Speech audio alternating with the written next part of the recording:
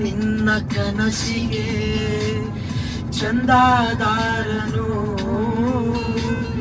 ಚಂದ ಬಾಕಿ ನೀಡಲು ಬಂದೇ ಬರುವೆನು. ನಾನೇರ ಹೃದಯದ ವರದಿಗಾರನು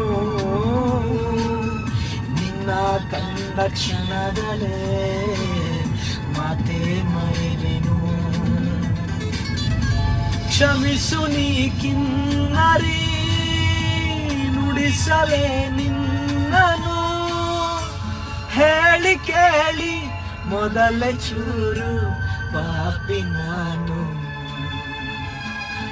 ಮಿಂಚಾಗಿ ನೀನು ಬರಲು ನಿಂತಲ್ಲಿಯೇ ಮಳೆಗ